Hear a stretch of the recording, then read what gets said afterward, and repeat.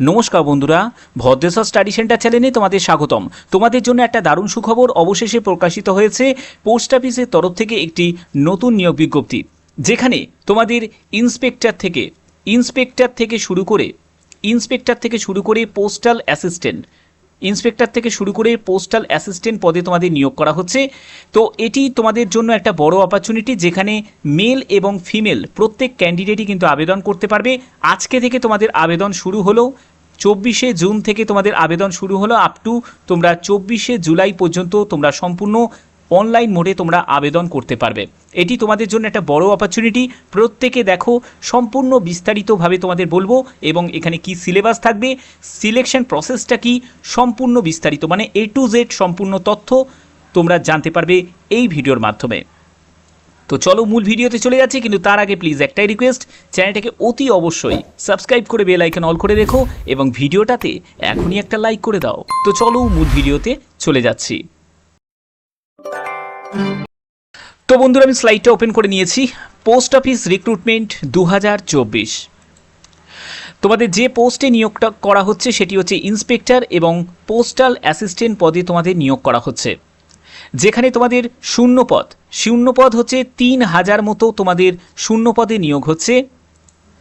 এখানে যারা male candidate এবং যারা ফিমেল ক্যান্ডিডেট, বোথ ক্যান্ডিডেটই কিন্তু আবেদন করতে পারবে। এখানে তোমাদের বেতন মানে ইন্সপেক্টর এবং পোস্টাল অ্যাসিস্ট্যান্ট মিলিয়ে তোমাদের বেতন যেটি থাকবে সেটি 25,500 টাকা থেকে 1,42,400 টাকার মধ্যে তোমাদের বেতন থাকবে। এখানে তোমাদের আবেদনের লাস্ট ডেট 24শে জুন, অর্থাৎ আজকে থেকে তোমাদের আবেদন শুরু হয়েছে আপ টু 24শে জুলাই পর্যন্ত তোমরা সম্পূর্ণ অনলাইন মোডে কিন্তু তোমরা আবেদন করতে পারবে। তো চলো পরবর্তী স্লাইডে চলে যাচ্ছি। পরবর্তী হচ্ছে তোমাদের বেতন কত টাকা থাকবে। দেখো, লেভেল 7 মানে হচ্ছে ইন্সপেক্টর পদের জন্য তোমাদের বেতন যেটি থাকবে 44,900 টাকা থেকে 1,42,400 টাকার মধ্যে তোমাদের বেতন থাকবে।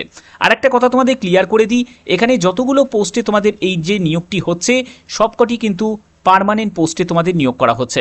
এটি কিন্তু কোনো কন্ট্রাকচুয়াল চাকরি নয়, সম্পূর্ণ পার্মানেন্ট চাকরি। এখানে তোমাদের লেভেল 4, দেখো লেভেল 4 এর মধ্যে যে পোস্টটি সেটি হচ্ছে পোস্টাল অ্যাসিস্ট্যান্ট বা সর্টিং অ্যাসিস্ট্যান্ট। ঠিক আছে, এই পোস্টাল অ্যাসিস্ট্যান্টের জন্য তোমরা যে বেতনটি পাবে লেভেল 4 অনুযায়ী 25,500 টাকা থেকে 81,100 টাকার মধ্যে তোমরা বেতন পাবে। এখানে দেখো তোমাদের ইন্সপেক্টর পোস্ট, যারা ইন্সপেক্টর পোস্টের জন্য আবেদন করবে সেখানে তোমাদের গ্রুপ বি এর মধ্যে পড়ছে, এবং লেভেল 7 অনুযায়ী এখানে তোমাদের বেতনের ব্যাপারটা তোমাদের অলরেডি আমি ক্লিয়ার করে দিলাম। এবং এখানে এজ যেটি আছে সেটি হচ্ছে 18 থেকে 30 বছর। তোমার বয়স যদি 18 থেকে 30 বছর হয়ে থাকে, তাহলে তুমি যদি UR/EWS হয়ে থাকো তাহলে তুমি আবেদন করতে পারবে। অবশ্যই SC ST এবং OBC যারা আছে তাদেরও কিন্তু গভর্নমেন্ট রুল অনুযায়ী কিন্তু রিল্যাক্সেশন আছে, সেটা আমি তোমাদের পরে আমি বলছি। এখানে পরবর্তী পোস্টটি হচ্ছে পোস্টাল অ্যাসিস্ট্যান্ট বা সর্টিং অ্যাসিস্ট্যান্টের জন্য যদি আবেদন করো, এখানে গ্রুপ সি এর মধ্যে পড়ছে, এবং এখানেও কিন্তু তোমার বয়স 18 থেকে 27 বছর, যেটি UR এবং EWS ক্যান্ডিডেটদের জন্য বলা হচ্ছে।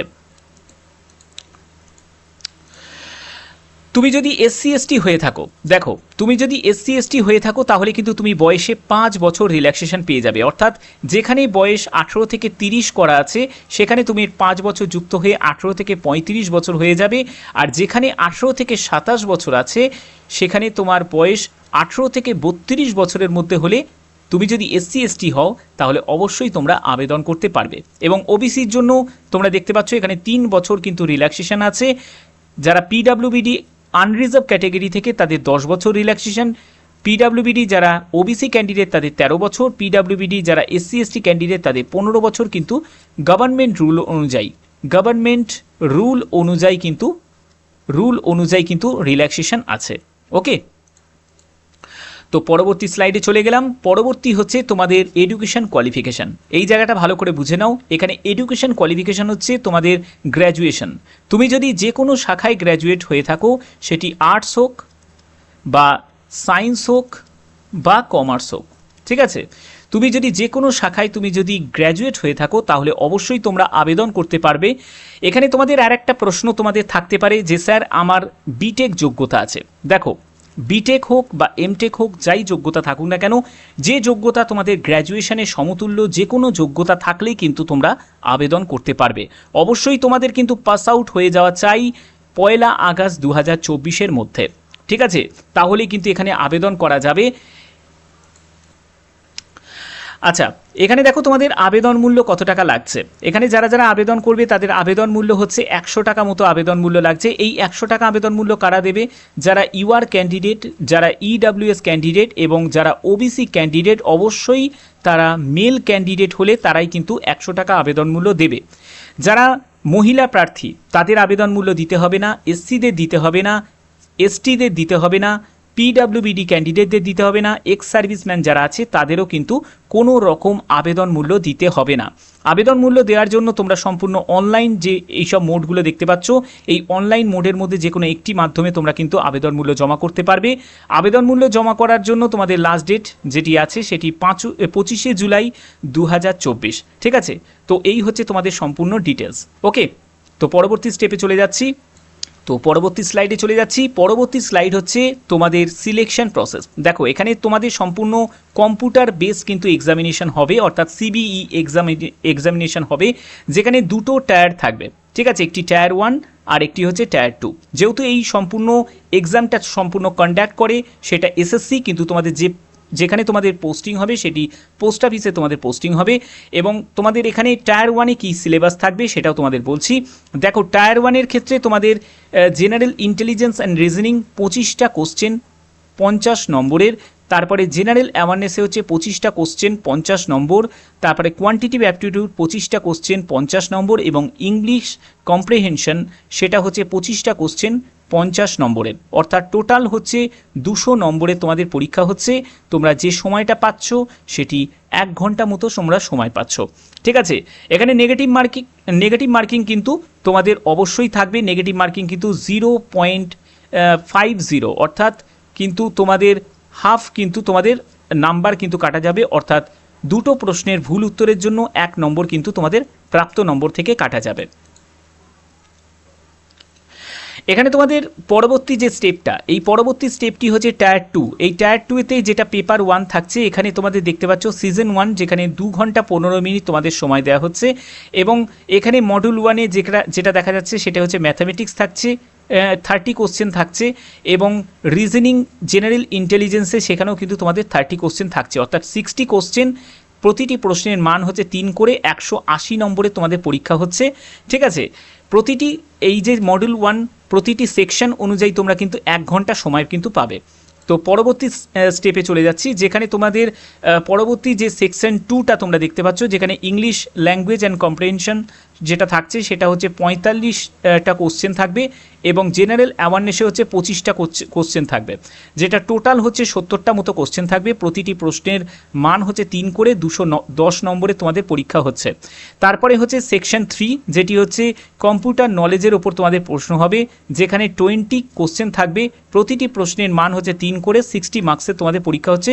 15 মিনিট তোমরা সময় পাচ্ছ ইচ মডিউলের জন্য, ঠিক আছে? তো এই হচ্ছে তোমাদের সম্পূর্ণ সিলেকশন প্রসেস। এই সিলেকশন প্রসেস যে প্রসেসটা আছে, এখানে তোমরা যত রিটিনে ভালো তোমরা স্কোর করতে পারবে, ততই কিন্তু তোমরা নিজেদের জায়গা কিন্তু সিকিওর করতে পারবে, এবং ফাইনাল কিন্তু তোমরা মেরিটে জায়গা পাবে। এবার তোমাদের একটা প্রশ্ন থাকতে পারে যে স্যার এক্সাম সেন্টার আমাদের কোথায় পড়বে? দেখো এক্সাম সেন্টার তোমাদের, যেহেতু এটা এসএসসি সম্পূর্ণ কন্ডাক্ট করে, তো এক্সাম সেন্টার নিয়ে তোমাদের কোনো সমস্যার ব্যাপার নেই। যারা যারা ত্রিপুরা থেকে